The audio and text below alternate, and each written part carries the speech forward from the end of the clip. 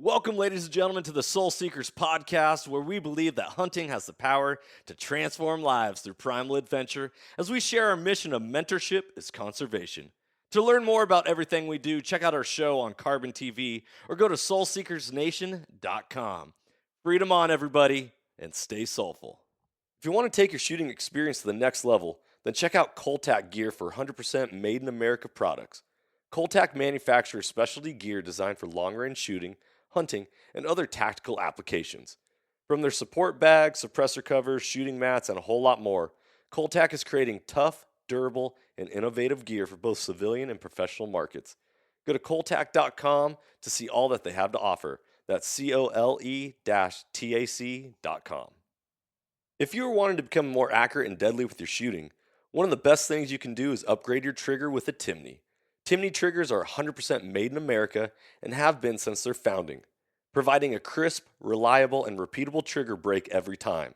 I'll be shooting Timney triggers in my guns this year, and I hope you'll join me in shooting the world's finest trigger. Go to timneytriggers.com to get yours today. If you're looking to take your hunting to another level, there's no better way to do it than by subscribing to onX Hunt. If you want to get better at hunting and go deeper into your scouting, onX is the #1 GPS app for that. Join the millions of hunters who trust onX Hunt to find more game, discover new access, and hunt smarter. If you want to know more about onX, go to onxmaps.com/hunt or download their app today for a free trial.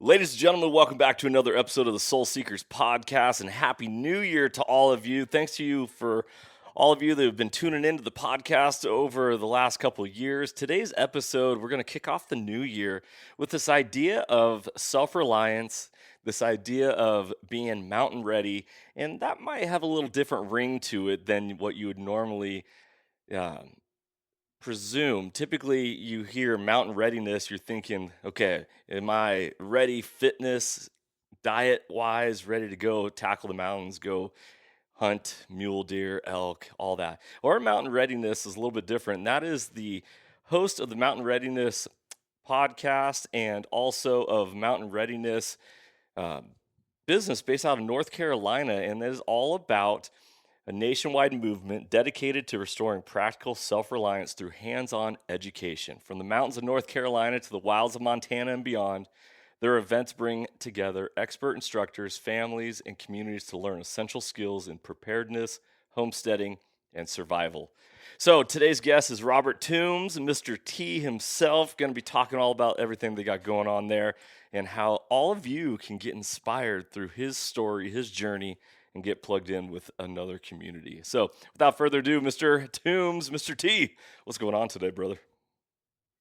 Oh, the same old, man. Just up here in the hills doing the mountain man things and running late, of course, running behind.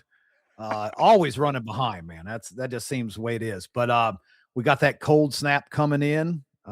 So went from t-shirt to overalls and hat and mittens and all that kind of stuff. But all in all, we're breathing, we're kicking. It's a good day. I love it. You have a very fascinating story on just your whole idea of self-reliance and what that means. You more or less live the mountain man lifestyle, right? Out in your little beautiful heaven of North Carolina. Absolutely. And first, let me say, Johnny, appreciate you having me on here, man. And we've got to do the same thing, get you on ours as well. It's awesome to talk to you. You know, we were on the live last night with your brother, and you guys are just all around awesome human beings. And so I really appreciate your time and hanging out and talking. Yeah, we've got 40 acres here in Appalachia. We're in Wilkes County. So we're not too just a couple minutes off the Blue Ridge Parkway. And we moved here 10 years ago to kind of reconnect with the earth, right? To get back to the basics. I grew up for my first 15 years off grid. My father, he just kind of gave up on the world and decided it was time to go live in the middle of nowhere with no electricity and no running water and cook on campfires and live in tents and stuff like that. And that was the first 15 years. I fought with everything in my being to get away from that lifestyle. And I did. I ended up leaving there and I ended up in Fort Wayne, Indiana when I was 17 to go to work for the Amish. And Fort Wayne, of course, second largest city in Indiana. And you know, in that mix, I've lived everywhere from Detroit to Chicago to New Orleans, and you know, you name it, 36 states total. And I spent, you know, that first 15 years living in the middle of nowhere, trying to escape the woods, to escape the wilderness, to escape that lifestyle. And then I spent the next 20 years trying to get back to it. And so that was what brought us here 10 years ago. You know, it was, I realized that the big city lights were not what I actually wanted. You know, the grass is always greener on the other side. Yep. Once I got over to that other side of the pasture, I found out, man, this is not where I belong. You ever get to that place, you know, where you're like, wow, I do not belong here. Yep. That happened when I moved from the state of Washington. I just kind of looked around at my surroundings and my neighborhood and the people I was engaging with. I was like, you know, no shade on the great people of Washington, but I will say that my time has come. It was time for me to move on. A lot of people are like, "Well, dude, you're running away during COVID years and all this stuff." I'm like, "Dude, I'm not running away. I'm running too." Right? Like, That's it. you know, Davy Crockett, y'all can go to hell. I'm going to Texas. Absolutely. Absolutely. One of the best, that was one of the best sayings ever. And that's where we were at. You know, my wife is a three-time combat vet, two Purple Heart veteran, 6 years LEO. She's actually the tough one. Everybody's like, oh, T with his big Viking beard and tattoos and stuff. No, man, my wife is hardcore. She did 8 years Afghanistan, Iraq, Kuwait, you know, injured on two different deployments, didn't get enough injury the first one. So she went back for a second and a third, you know, then 6 years of LEO. And, you know, we lived there in Fort Wayne. She was born and raised right there on the edges of Fort Wayne. And, you know, that was us. We had a great life. She had a great job. I had a great job. We were living the perfect all American dream, Yeah. right? The white picket fence, the big yard, the whole bit. Pretty much debt free. We had done good and paid for everything, but man, it was nonstop vehicles getting broke into and fighting with the city about my garden. You know, like I've got this, you know, manicured garden, and you know, the city said, "Well, you can't have that because it's a pest attractant." I'm like, "Are you serious? Like, there's a foreclosed house across the street with 6 foot grass. You Right. worried about my tomato plants?" Yeah. Like, Yeah. you know, so it was this constant fight and turmoil. And you know, finally I just broke. You know, I got to that point. It was around the same time that my father just kind of went off the deep end too. You know, maybe it was something in genetics, but I had this moment. I woke up and I was like, I'm done. Yeah. I'm done with the city. I'm done with being around all this chaos, and I'm ready to just go back to my roots, man. Once a country boy, always a country boy. Right, ain't that the truth? I will say it's very fascinating that when you talk about self-reliance, it goes hand in hand with modern day conspiracy theories. And It does. it's hard to separate those two. And some people, as soon as I say conspiracy, they're like, "All right, I'm tuning out," or whatever. But when you look at, you know, just the way of the world, right? Like you're fighting with the city about a garden that you're growing. Apparently, it's illegal to have raw milk. You have to have a permit to collect rainwater. Like all these laws and regulations that is just centered around human survival, right? Like we're the Yes. only species in this entire world that it costs money to survive. Why? Yep. Right? I ask myself that over and over again. And yeah, you know, the conspiracy theory thing, like, you know, I'm not saying it's aliens. Just kidding. Yeah, that's one of my favorite shows, you know, Ancient Aliens. Not gonna lie, man. I watched some Ancient Aliens. But you know, at the same time, like it I don't go off the deep end with a lot of that stuff, but it's not coincidence that we live in a world where we are trained from day one to be servants Yeah. to Com- a society of compliance.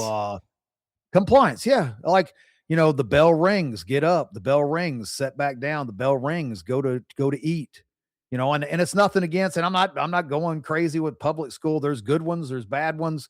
I was homeschooled most of the time I'm a public school of my younger teacher days. in a disciplined campus, so I can tell you exactly about the prison to pipeline concepts of public education. Like, that's what I live each You and every know, day. and why is that? Why is that? Why is it that, and this why is it that silver was the go-to? And this got me kicked on YouTube just a couple weeks back. I had Jeff Adams from Mycronic Silver. We were talking about silver. That was the go-to in all the medical books and all the medical journals for an antibiotic Yeah. because it's antimicrobial, antibacterial, da da da da da. The American Medical Association comes in. All of a sudden, penicillin is discovered, and then that is the go-to, and all that was pushed aside. Even though we were talking about ancient Rome, they would line their water vessels with silver. Yeah, I was just All gonna these say, type of things, and people are like, "Oh, it's a conspiracy theory." Well, at a certain point, you got to start ruling it as maybe there's some validity to it. right, how pioneers heading west would put an ounce of silver in their water jugs to, purify and Absolutely. all that. Yeah, it's really Mm. fascinating, and I'm a huge proponent, and this is a part of why I did Soul Seekers, right? It's like I do a lot of hunting, but what I want to do is, and not what I want to, what I am doing is self discovery, right? Like you can't just go along to get along, right? If it comes to hunting, well, why do you hunt here? Well, because I've sat here for years, or my granddaddy sat here. It's like, okay, Mhm. but the landscape changes, the environment changes. You just because that game trail was hot 30 years ago doesn't mean that game trail is going to be consistent. You have to continue to move, adapt, change, overcome, and continue to ask why, right? Like why are the animals moving this manner, or why am I going out here? What is it that gets me going? I can tell you 100% self-reliance and courage were the two things that I really felt like I did not have in my life, and Right. why I chose to go to the mountains and become a hunter, because I wanted to find that. I wanted to conquer that. And I'm not that No, I'm you completely self-reliant, but like this speaks to what you're what you're talking about. oh, no, you're right. In hunting, I watched one of your episodes. You were talking about, hunting over the years, how much it's decreased people hunting for food versus game for trophies and things like that. And you know, that's another thing that's just so heavily frowned on. It's like the self-reliance world, for a lack of a better term, prepping, that Yep. that evil P word. Whenever you put it onto something, people like, oh, conspiracy theory, tinfoil hat, blah blah blah blah blah. It's because I can't stand labels. People label all prepping and homestead or that. All I'm trying to do is get back to a lifestyle like my ancestors, because that was true freedom. Um, Hunting is the same thing. Like, hunting is so looked down on in this day and age, it seems like. Right. Oh, you're taking these animals' lives. We raise chickens, we raise heritage breed Narragansett turkeys, we raise Kiko meat goats, we have our gardens, and we love those animals with everything we have. We give them the best life we can possibly give them because at the end of the day, they are giving their life for ours, Yeah. you know? And so to me, it's this perfect circle. And people forget that because of the world that we live in. This day and age is just this instant gratification, push button world. We've detached ourselves from what we're supposed to be doing. And that is living off the land. Like, 150 years ago, there was no lamp here that I can turn on and off. There was no telephones. There was no Google. It was a family out there on their own doing what they had to do to survive.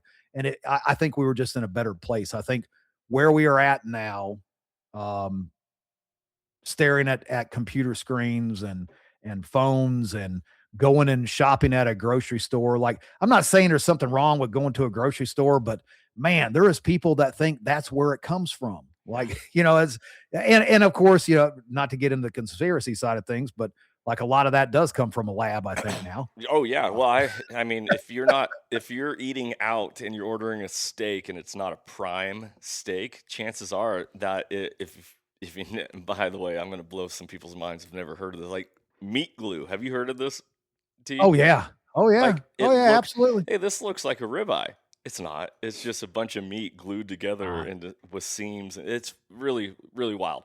Okay, I want to shift gears here because I don't necessarily want to dive down the conspiracy road because that can be all consuming.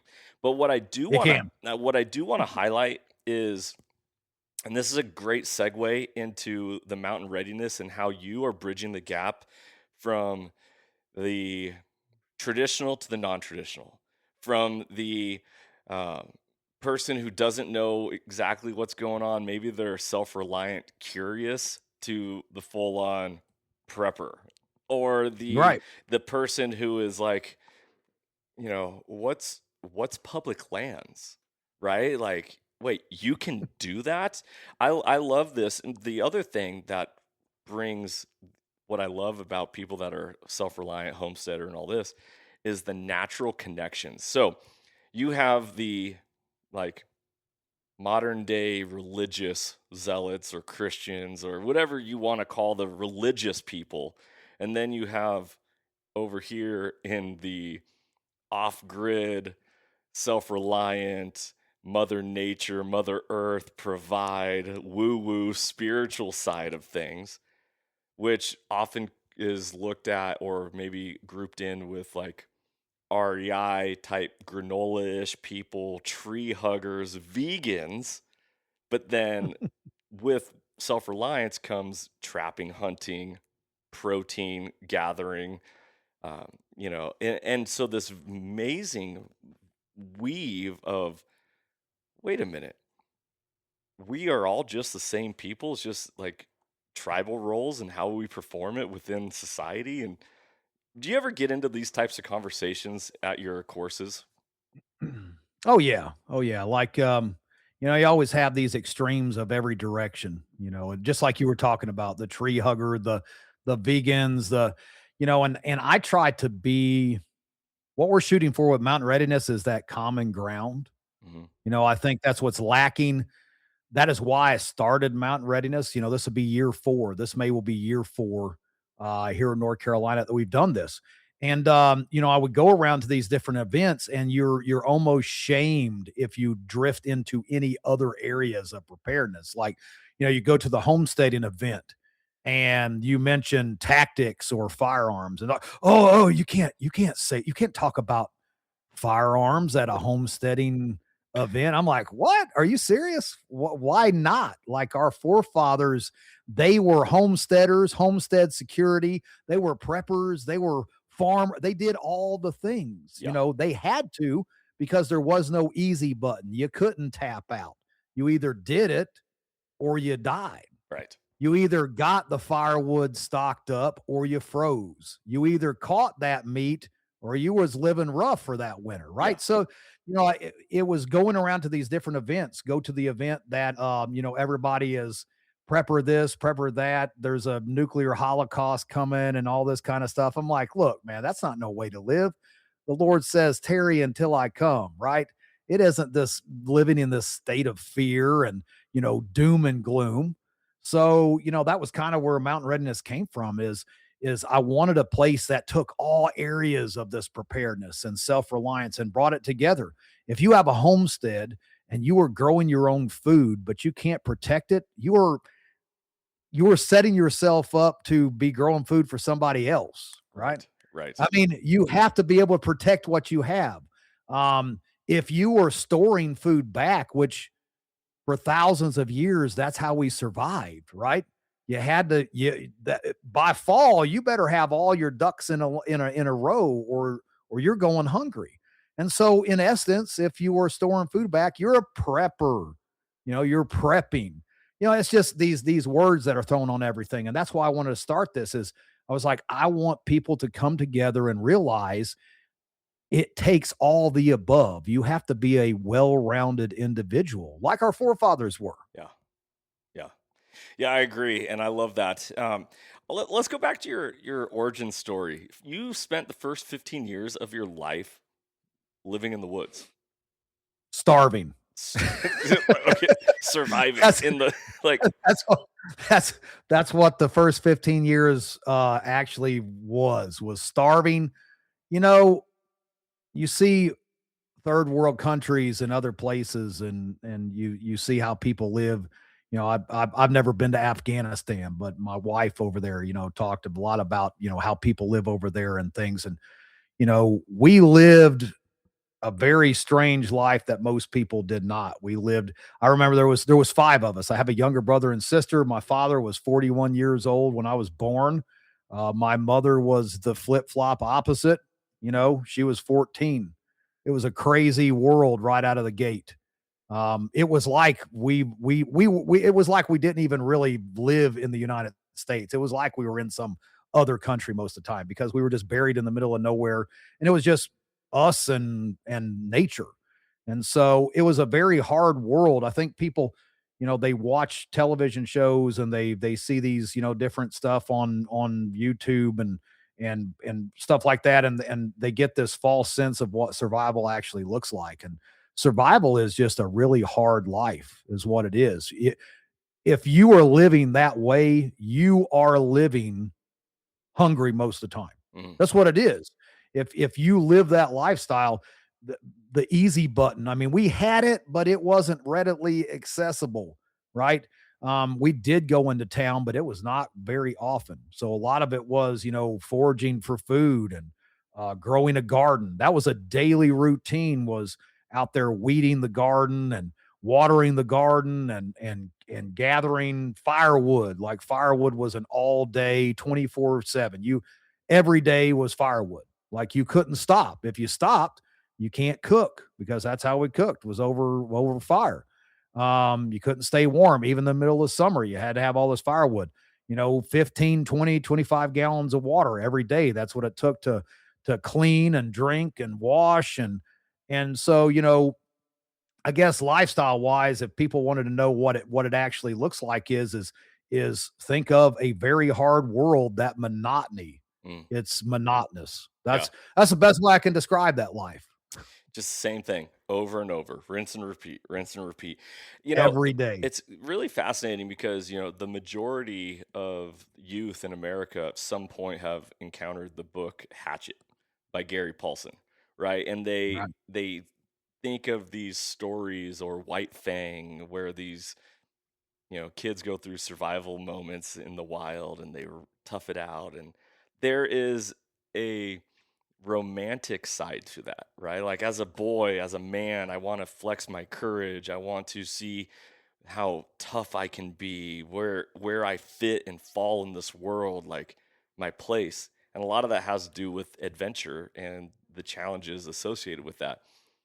You didn't know any of that. You just, that was existence, right? Like the duality of, you only know the sunshine being beautiful is because you go through the darkness of night, right? So Right. but you are, bam, here you are stepping into a world of survival, so that when you're like, okay, I'm ready for creature comforts, or what's the big city life like, or all that, what was that transition for you? Yeah, it was very different, man. It was I had when I left at 15, being homeschooled, we traveled around. Of course, my father was a gypsy, man. We moved all over the place. We would move. I remember we moved from Willow Springs, Missouri, all the way to Red Wing, Minnesota. That was in a F-100 pickup truck, and all of our belongings loaded into the back. Family of five. That meant father was driving. I'm sitting next to him. It was three on the tree, 3 speed on the column. Every time he would shift, I'll never forget. My left knee is probably still permanently damaged from every time he shifted, hit me in the leg. And then next to me was my sister. And then my mother was riding shotgun, and my little brother, he was the smallest, so she'd just shove him down in the floorboard. So it was like the Clampets cruising down the road. Yeah. And, all of our belongings up above the truck. And so we drive all the way to outside of Red Wing, Minnesota. At that time, you didn't have the internet to check out property. It was all through pamphlets, and he bought this place sight unseen just based off the pamphlet. And we drive all the way. And my father is like this, he is hardcore. Like, you don't stop except for fuel. You better use the bathroom and all that kind of stuff, all one shot, eat, and then you're back on the road and you're just driving until you pass out. And so we get there, and we were there for 10 minutes. It was nothing what it was supposed to have been. We're there for 10 minutes. Dad loads everybody up. We drive all the way back to where we just left.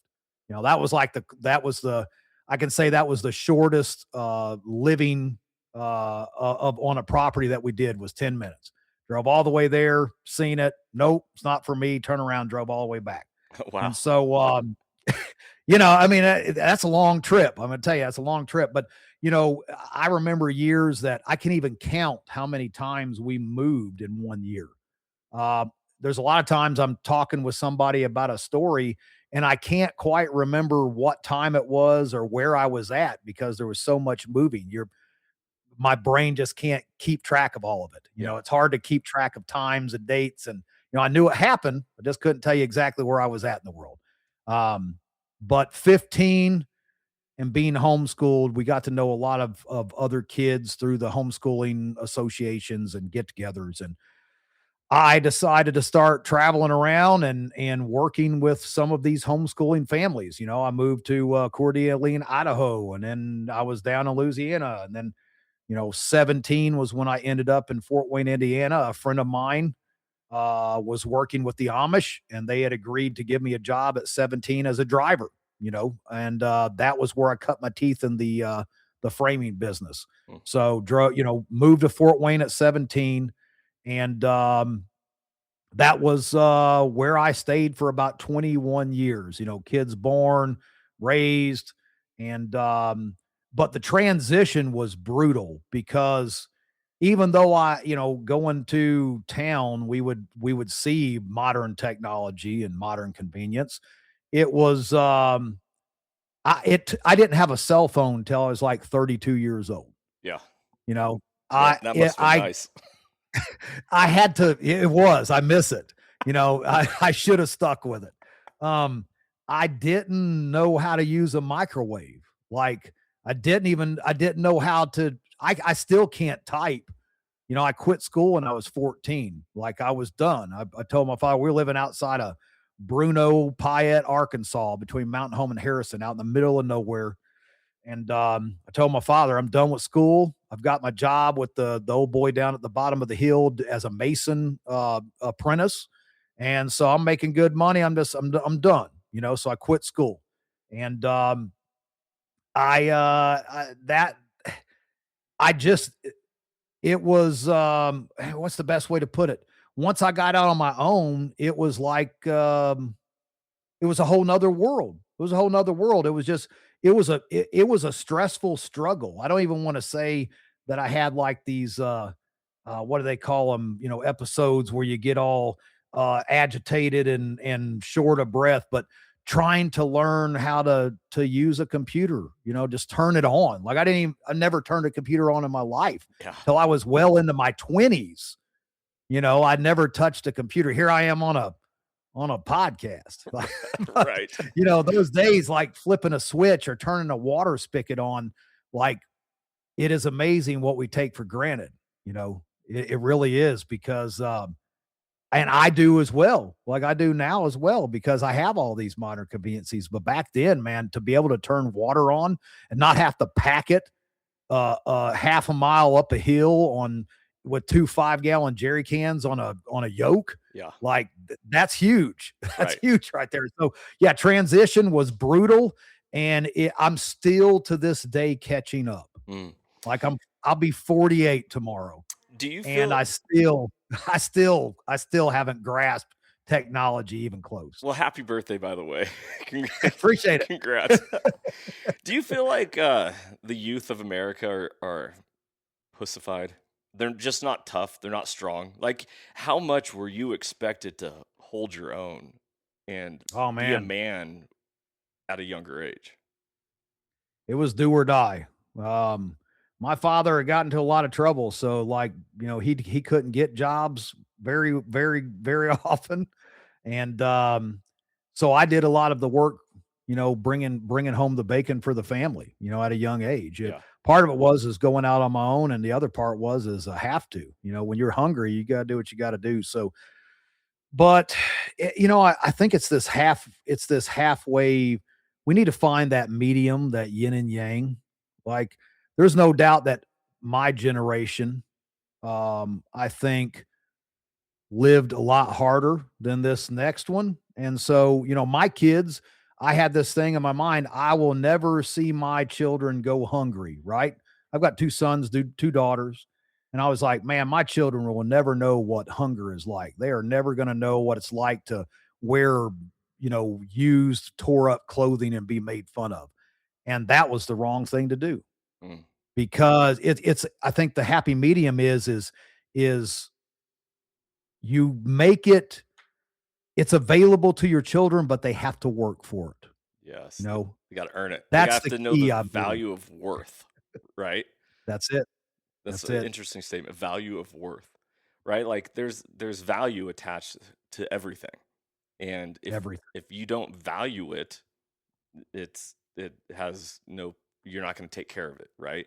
So um south of, let's see here, African game management, tying it into hunting, they attach a value to an animal, and that is how they continued their conservation in Africa. Is, how could you shoot an elephant? Well, that elephant is worth this much, and it does this much for that community Right. because it brings in that much money, that much value.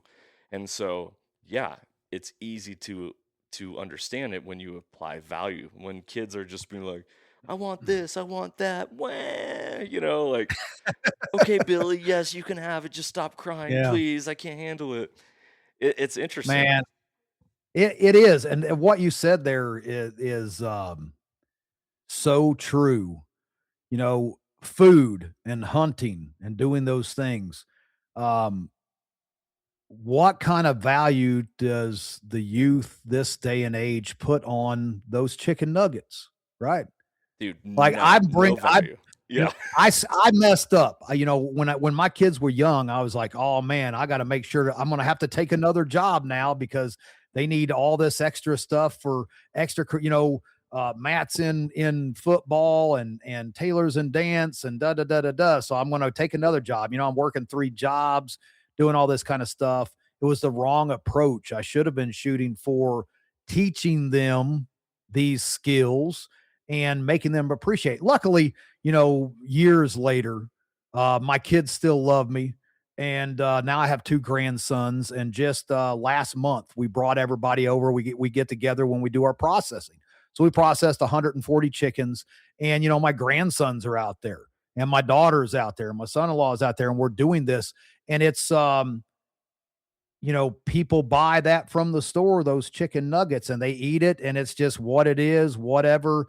There is no appreciation for it. But when you have to raise that animal and you have to take care of it and you have to love it, and then you have to take its life to prolong your life, it puts everything in a completely different perspective. Yeah.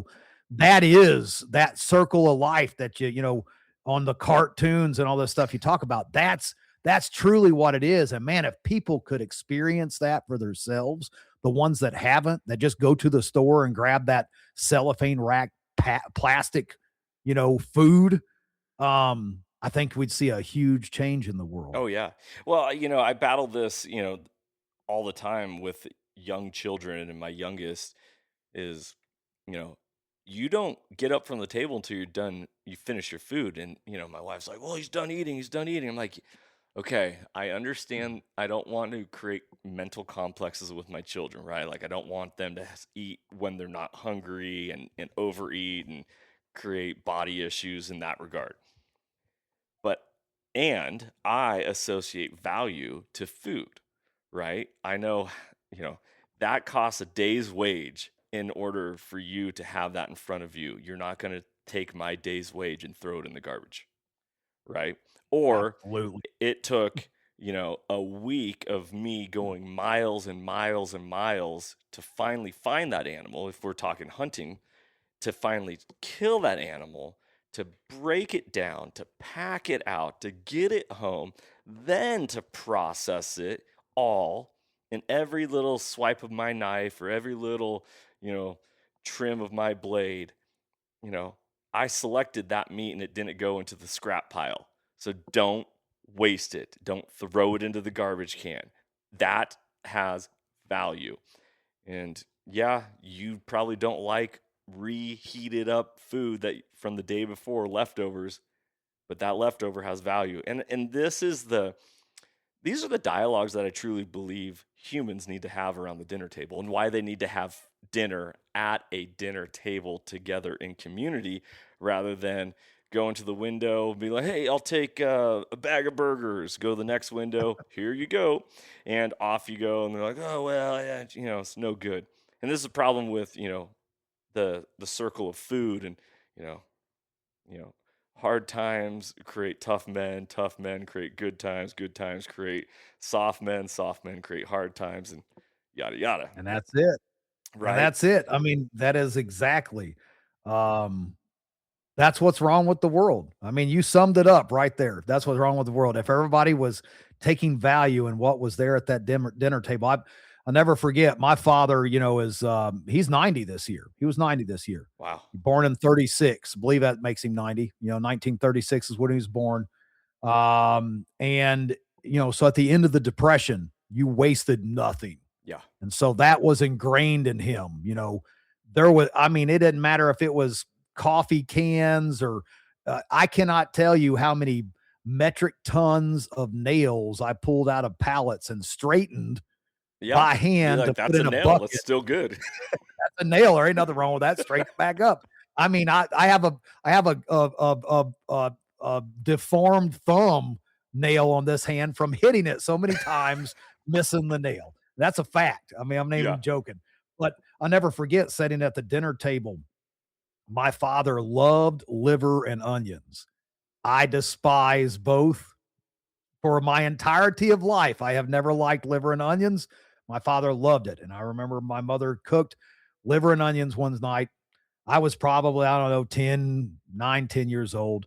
Set the plate in front of me. I'm like, ah. And my father looks at me. He's like, well, you not hungry, son? I'm like, I'm Not really now. not hungry, Dad. And he's like, well, go ahead and go to bed then. And I'm like, what? You mean I can just go to bed and not eat this? He's like, sure, go to bed. I'm like, okay. So I went to bed, got up the next day. Usually we had, farm eggs from the chickens that we had or something, scrambled eggs and maybe some bacon. And so I get up and everybody's got eggs. And all of a sudden the plate sets down in front of me and it's the liver and onions. And I was like, oh no, and he's like, or are you still not hungry? I'm like, I'm really not that hungry, Father. He's like, okay, takes the plate back. And this went on for 2 days. And finally, I ate that plate and it was horrible, but it tasted way better on day two than it did on day one. And so, people look at that, they're like, well, that's child abuse. No, it's not. It's not about whether or not what was that liver detrimental to my health. Not even close. Were those onions going to make me sick? No, on the contrary. What it taught me is there is value Hmm. there. Yeah. You have to appreciate what you have because there are those that do not. And so there you have it, man. You nailed it. Yeah, if I could just share a personal anecdotal story of mine as well to that, because it goes hand in hand. And I think what it really comes down to is definition of hardship, and what you're willing to go through to make something get better, right? Those liver and onions tasted a lot better on day two than day one, because you were willing to go through the hardship of not eating to get to that end Mhm. result. And then it made that what you had be enough, right? We always, in our house, we say gratitude makes everything enough. When you are grateful, it doesn't matter how little you have or what you don't have. It makes you grateful for what you do have, and that makes it enough, because you can always go without, and that sucks, right? So I had a story of In 2020, I was training for a 100-mile ultra marathon, Oh, and wow. because I wanted to know what hard was, right? Like, Yeah, that's hardcore now. yeah, like, and people are like, oh man, how do you do this? Like, I don't know, just one step in front of the other. You just keep going, right? Keep going. You just keep going, and so I despise pickles. Vinegar, can't stand it, right? Like I grew up in the Northwest, state of Washington, fish and chips. You get that vinegar on the fish and chips. People love it. No, thank you. Pickles, the pickling process, disgusting. Well, I was on my training run. So this is one of the wildest things about ultra running is you run marathons once a week just as a training run. So like every Saturday I'd wake up, I go run 30 miles. Well, that's more than a marathon just in itself. And so I did this training run with a buddy of mine who we were doing this race together. And we get done with the 30 miles and I'm like, oh, and he goes to his car, gets a jar of pickles, and he opens it up. He goes, dude, you want a pickle? And any other day, I would be like, no, like I'd rather starve than eat a pickle, right? But going through the hardness of what I just went through physically, I don't know. And this is the only time I've really experienced this in my life where I know I don't want pickles. I know I don't like pickles, but something inside of my genetics or my brain or my mind was like, yeah, that sounds really good right now. And I ate a pickle, I drank some juice, and for some reason it wasn't as bad as I thought it was or what I was telling myself, right? These stories we tell ourselves in our head. And then, a week later I'm like, man, do I like pickles now? And I went and opened a jar of pickles like, oh, gross. Like, Yeah. yeah, no way. I assimilate that story to yours because this whole idea is humanity needs to understand the difficultness, the hardship, to understand the gratitude and the gratefulness that we have to make everything that we have enough and good enough. Runs hand in hand. Runs hand in hand. I've told stories before. My sister and I are the worst about it. My sister is, a accomplished writer, and she worked for. She's actually a head of a recruiting company in Indianapolis. Lives in the big city and travels all over time. You would never know she was ever, grew up in a tent. Yeah. You would never guess it. But we would always sit around, we would be with friends at some point in time of a party, and we would start talking about our childhood, and we'd tell this story, and we would just be laughing, and then we look around and everyone is staring at us like blatant face and no smiles, and we're like, what? And they're like, we're so sorry. I'm like, what do you mean you're so sorry? That was a funny story. You want to hear a bad story? What I'm getting at is that suffering is how you learn, right? Yeah. Through suffering. People do not suffer enough today. Yeah. You need to be hungry at certain points in time. I'm not saying just starve all the time. There is an excessive point of this, but just like you said, doing hard things, suffering. It's what are the best stories that you can ever remember with your buddies? It's those times when it was something just brutal, something The s- hard, the and suck it fest. stands out from everything else. Yeah. Yeah, the hero's journey. There has to be a low to then overcome and rise above, right? Absolutely. It's so fascinating. And hearing you say this, it makes me, think forward towards this world that we're living in of AI, right?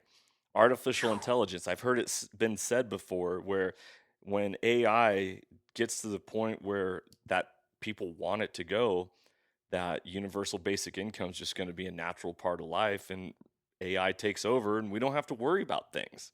Like we're just taken Mhm. care of. And so then it's like, okay, that kind of sounds good. And I'm not a communist and I'm not a socialist. I am somebody who loves sovereignty. I am somebody who loves the free enterprise system, economics of all that. And I also know that if there's no hardship in life, then either God has returned and we truly have reached ultimate utopia, or we're going to end up having to manufacture hard times in our own lives to create excitement, gratitude, or uh, adverse adversarial stories of the hero's journey. Yes. I mean, it's like, Matrix meets, Total Recall. That's what we're that's where we're heading with this AI thing. AI scares me, man. I'm not gonna lie. Like, I've used Chat GPT and stuff like this, but at the end of the day, like, these college students, like, they're writing papers with this stuff, and they're passing classes with this stuff, and where are we gonna end up because of this? That's my question. Like, I remember growing up reading back to basics. You know, that's how I learned how to notch logs to build a cabin, or how I learned wild edible plants. Like, I didn't consult Chat GPT or some AI platform, but now that's what we have become. Mhm. People, what happens if we ever do see uh, a cataclysmic uh,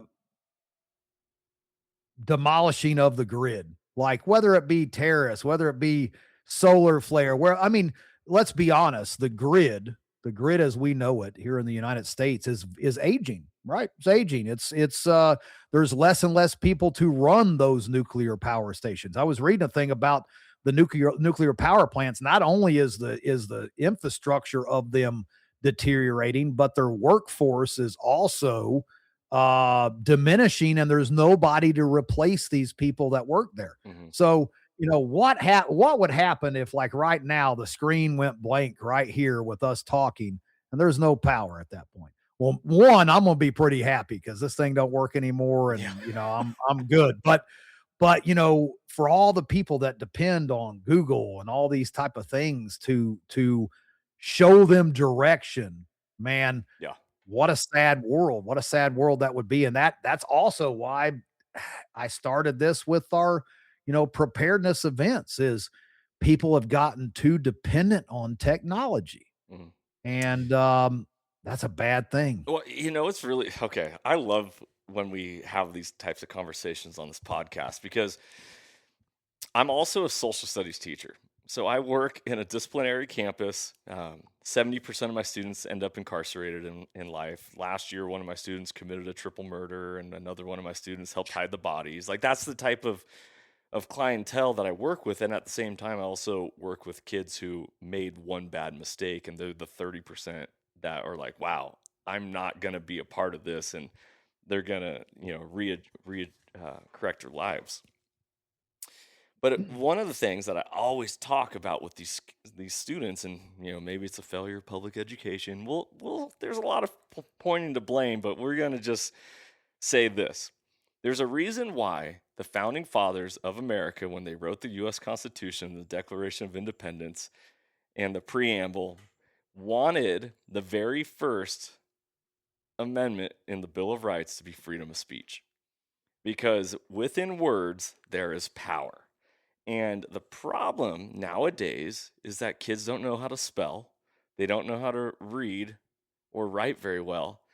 But the root of that is that they don't know the definitions of words. They don't know what words mean. And so if they don't know what words mean, it means there's no power. And when where they're like, well, I can just Google it. I'm like, no, go analog style, go get that dictionary over there, look up the word, go through the hardness of finding a word in a dictionary, read the definition, and start to understand it. And they just look at me, they're like, why? Because well, I was going to say you and I grew up in the 90s. A little different for you, but my math teachers was always like, "You're not always going to have a calculator in your pocket to save you." And here we are with these cell phones with a calculator literally in our pocket. So, me, and it's like, well, you're not always going to have Google around to be able to lean on for definitions of words.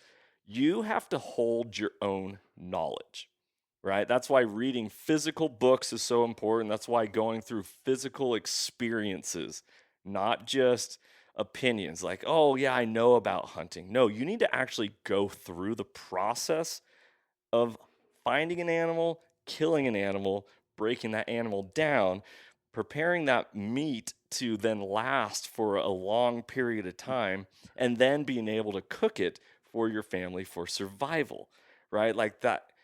You don't just be like, oh, well, I can just YouTube it real quick. Mm. Maybe you can, maybe you can't. I don't know, but and I don't like to live life by what ifs. What I No, do like to live my life by is I know because I lived it, right? absolutely. No matter how hard my growing up was, my youth was, I'm appreciative of it because I think one huge thing that is lacking in today's society is it's not about what you know you can do, it's knowing when you've met your breaking point, Mhm. right? How many people have experienced the time to where you finally just collapse, right? People look at that and they're like, what are you talking about? No, it is important to know your breaking points. It's Yeah. important to know what you are capable of. And people don't. They don't know what they're capable of because they've never been tested. They've never tested their self. They've never went out there and done it. And just like you said, you know, hunting that animal, taking that animal, breaking it down, cooking, preparing, all that is just that's what life is about. It's that journey, the actual hands-on. I'm a hands-on person. When it comes to books, I'm gonna tell you right now, I'm horrible. Like I cannot retain information unless I can touch it, can take it apart, can put it back together. That's how I learn. I'm a very hands-on person, and that's why at Mountain Readiness we do.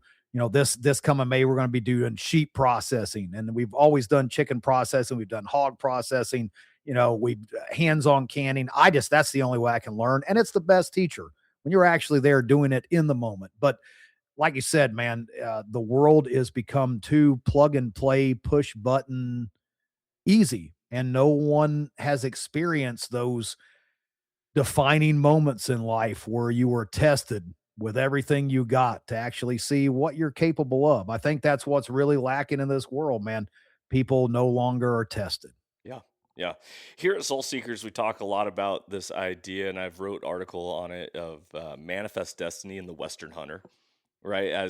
As America has gone from sea to shining sea, and they've moved west, and where all the public lands found out west, and this idea of like there's a better life for us out there, that now we've gone coast to coast. Where is the next better life out there? And that is in the mountains, right? Now we need to go up. And when we go up, that's where the better life is. And so you named your company Mountain Readiness, right? To be ready for what life brings you. And I'm over here being like, dude, there's the better life. It's up there. It's, yeah, we have 6 brand pillars at Soul Seekers, and one of them is natural connections. And it says we define natural connections through the fact that society breeds a high level of insulation from the natural world, which creates a disconnect and lack of knowledge of the healing powers of nature. We know that everything stems from our Creator, and anything that we need can be found within the organic world. So, in order to improve our connectivity with nature, heal ourselves, and deepen our knowledge and understanding, an open mind is required to engage with the natural world.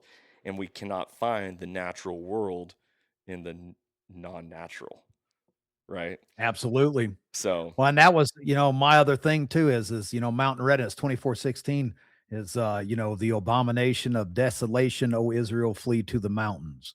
That was where that kind of came from. And, I don't think it's coincidence that God dwelled on the mountain. right. He dwelled on the mountain. I always felt closer to God when I was up at the very top, just standing there up on the mountain, looking all the way around. It's just something I can't explain it. I think it's just ingrained in us. It's just this feeling. And so Mountain Readiness, that was where I shot. But no, it's man, I tell you, I'm interested to see where the world goes in the next 20 years. I know in the past 20, it's just mind-boggling how much it's changed, in just in 20 years. I don't know about you. Is that the same way with you? I feel like I can't even keep track of what's happened in the past 20 years. It's a whirlwind. I feel like time is moving faster than it ever has before. And I'm not the only person who I've heard, acknowledge that. And I don't just mean like, yeah, as you get older, the years go by faster. I literally look and I was like, I can't believe it's Christmas already. I felt like it literally was just like a week ago, you know. Yeah. And when I'm talking a calendar year, not we're recording a week after Christmas, or you know. Right, right. Yeah, like I feel like everything is advancing and accelerating, and there's gonna be a point like a car engine, like you can hit that accelerator on a car and it keeps going faster and it keeps going faster and it keeps going faster and it keeps going until there's a point where it just can't go any faster and it completely stops, right? Yeah. It ceases to continue to go faster because going any faster means it's not even moving because it's just replicating the position it's in. I find it interesting. What are some stuff that if people go to mountainreadiness.com, your website, and they want to sign up Yeah. for a course, what are the things that you would expect from one of your 3-day courses? And I see, you have one in North Carolina, Montana, you're having one in Texas here in March. Um, what are the Yes. things that people can expect from a mountain readiness course? Yeah, absolutely. So we do 3-day, we usually have intensives that are paid intensives outside of the event. So, this coming May 1st, 2nd, and 3rd, you buy a ticket and every single class is included with that ticket. So it's not even $70 for a ticket right now, and you'll be doing everything from we'll be Carl Erickson with Tactical Rifleman. We'll be teaching combat pistol and carbine, all women's combat pistol and carbine, how to set up your battle belt. We've got people teaching wild edibles and hands-on processing of livestock, sheep, and composting, how to compost, homesteading. It's all these classes. Last May we had over 70 classes a day. So you get to pick what class you want to go to. Each class is around an hour to an hour and a half on each class. We have a schedule that comes out before the event, and then you go and you get to pick whatever class you want to go to. That's included. Mm. It's all inclusive, So we have camping on site. So that's what you can expect is a whole bunch of classes that are based on homesteading, preparedness, self-reliance, prepping, tactical.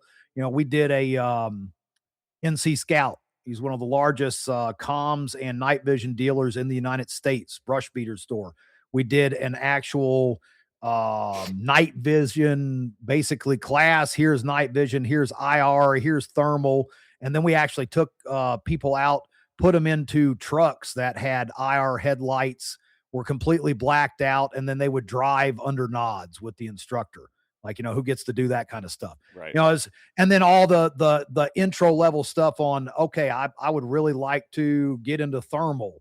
What do I need to know? So we have all that thermal there. You can do everything from put a $2,000 set of PVS 14s on to a $10,000 set of binos, and actually try them out.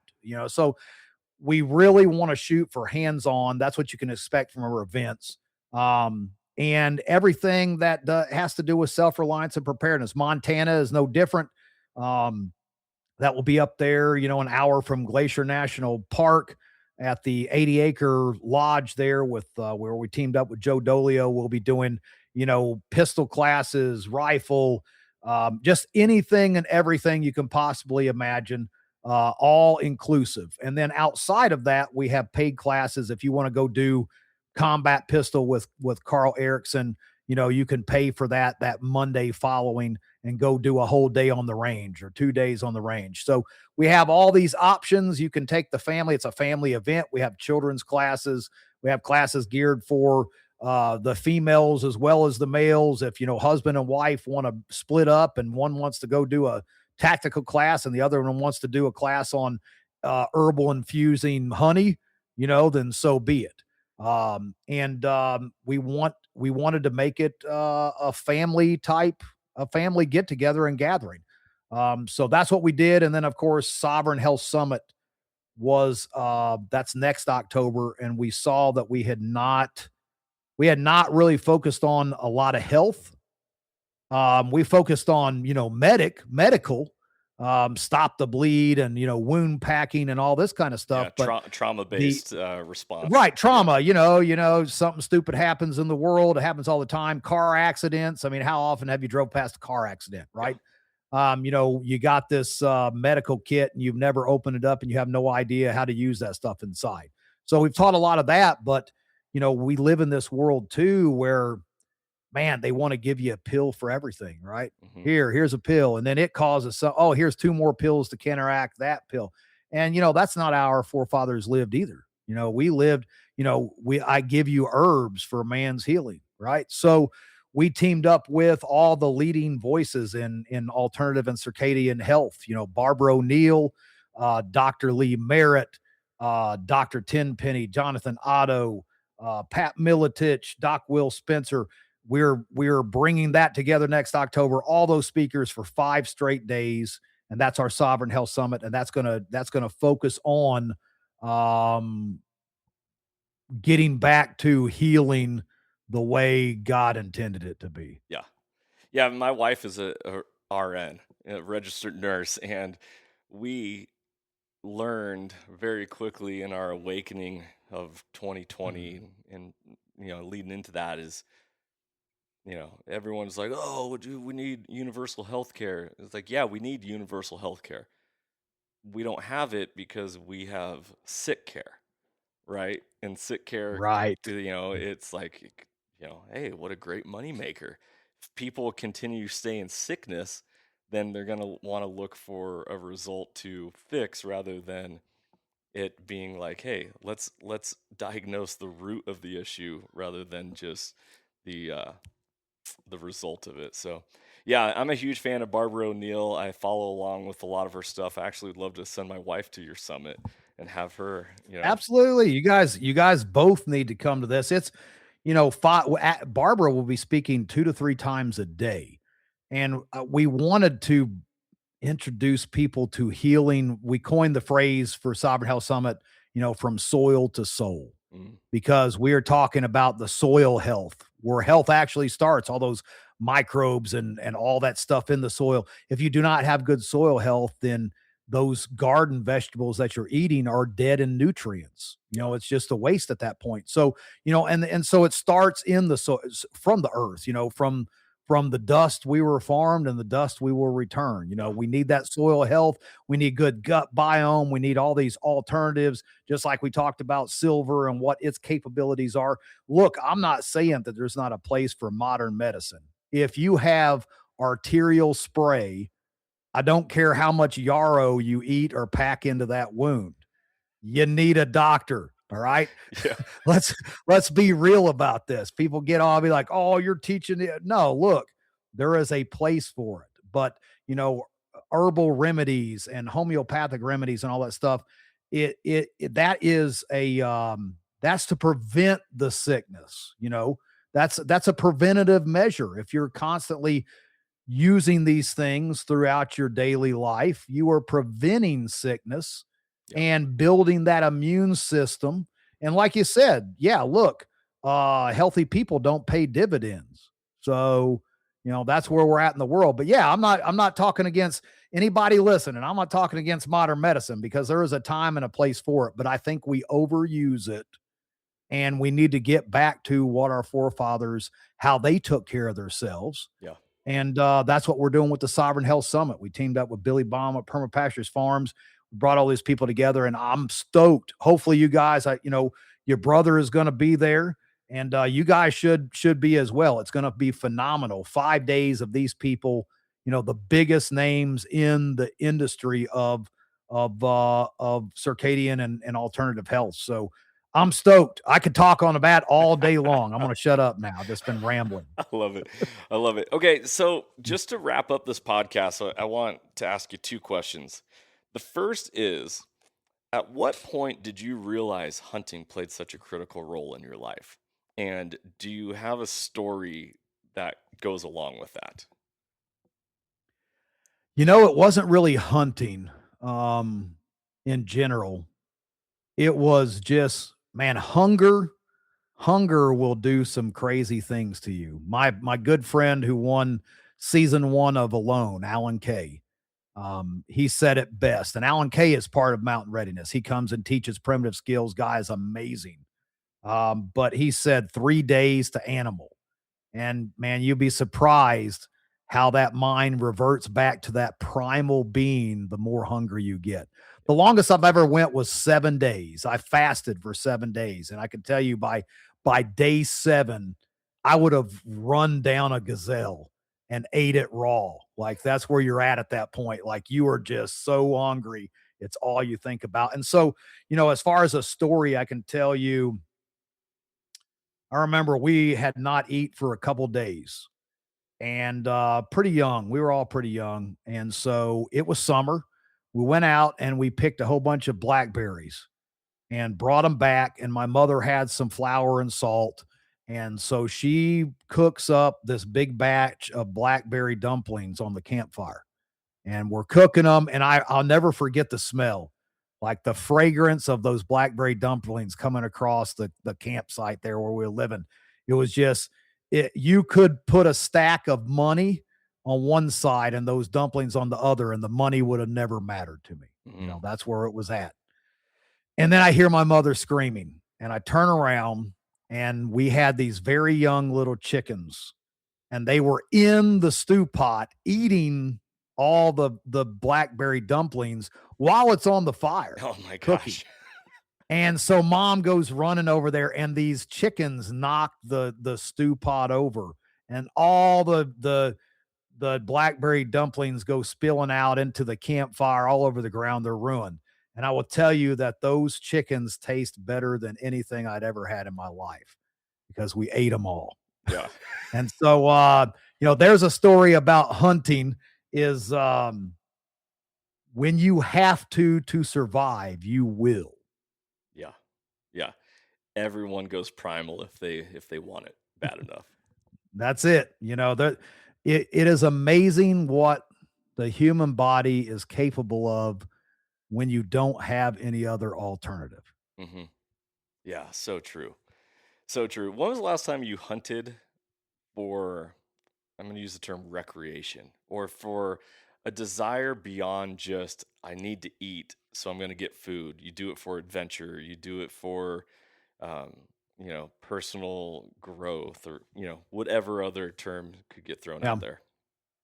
I can't remember. I don't know if I ever have. I've never trophy hunted. Um, now I hunt now and again for deer, but we raise so much of our own livestock. Like all the freezers are full, with chicken and goat and sheep. And so hunting for me is just one of those things, like it's part of life. I do it to live, to nourish my body. And shame on all you vegans and stuff out there. I'm just kidding. If that's the lifestyle you want to live, but man, I don't I don't know how I many don't know if I vegans could listen ever. to my podcast. Probably not a lot based on what your demographic of what you speak on, so we're probably good. You may have lost two, Yeah. you may have lost 2 subscribers there with what I just said, but no, here's what I'm a bladesmith as well, right? I learned from a good friend of mine, Kyle Gahagan. He was on, Forge and Fire. He's big even overseas. His knives have ranged anything from, 1,500 to $25,000 for a blade. Mm-hmm. He's very, very good, very good. And so I've learned to bladesmith over the past years and make a lot of tomahawks and knives and things like that. And I sell some of them. Mainly it's just because I really enjoy taking a piece of steel and beating it into a sharp, pointy object. I mean, that's another one of those manly primitive things. If you haven't tried it, I highly suggest it. But I'll use antler. I'll take antlers and make knife handles out of them and things like that. But I've never chased the trophy hunt. Not that I wouldn't. To me, there is no waste. Like when I hunt and or even processing animals here on the homestead, every single piece of that animal, down to the feet, the feathers, the entrails, we use for whether it's dog treats or it's compost. Because I'm going to tell you, some of the best compost you can make is out of entrails and stuff. You know, Mm. you do that hot mulch with that, you will have some of the best compost you could ever make. And so the trophy hunting side of things, just hunt for pleasure. I just I find that I'll be completely honest, I think I've got too many irons in the fire. You don't ain't got time for that. I got no time. Like like we were talking earlier, when I'm done here, I'm gonna go out here and move like 20 metric tons of mulch around, It's like it's just one of those, it doesn't fit in. I would love to go up and, I know people can't see this, but your picture there in the back with the elk. I would love to go hunt an elk. I've only seen elk once in person in my life, and it was majestic. I was in Wyoming, and these three elk come walking out of the woods, and I was in this car was a Chevy Spark. I don't know if you know what I'm talking about. It's the size of Yep. a shoe. Little tiny thing. And those elk walked up to this car, and I felt so small. And at Yeah. that point in my life, I was like, man, I would really like to take one of those. Yeah. So, but no, that's it, man. I basically just, what we do, we don't even have to hunt a lot. Even turkey, wild turkey come down out of the woods and try to steal my hens, cause that's how they roll. They're thieves, man. They'll come in and they'll rob up all your turkeys. So I can just take them out at any time too. They just come to me. I love it. I love it. Well, brother, thanks for your time. Thanks for your wisdom and your insight. So all you listeners, mountainreadiness.com, is that where people actually go to sign up and connect for a Absolutely. course? Absolutely. Yeah. www.mountainreadiness.com or www.sovereignhealthsummit.com. Those are both us. The Sovereign Health Summit, we just broke off on its own. That's the one with Barbara O'Neill and all those awesome people. But yeah, mountainreadiness.com, and that has all of our events you can sign up for, buy tickets for, and hope you guys can make it. It's going to be a blast. I love it. I love it. Well, T, you're a stud, brother. I look forward to talking. There's a lot more I wanted to ask you and dive into, but for the sake of time and honoring you, I really appreciate you. Happy New Year, brother. May 2026 bring multiple blessings upon you and your family. Same here, brother. And I look forward to the next chat. Can't wait. Absolutely. Guys, if you enjoyed this episode, please make sure to give it a thumbs up, like, share, subscribe, leave a comment, rating, review. All that helps spread the mission of mentorship as conservation. Remember that if you care about it, if you apply value to it, you're going to take care of it and you're going to make sure it lasts for generations. Well, hunting is that. Wildlife conservation is that. That is the whole idea, is that we take care of the things that we love and we want to make sure they last for generations to come. Hope that you've been inspired and challenged through this episode. Remember that life happens for you. It doesn't happen to you. There's no victims in this world.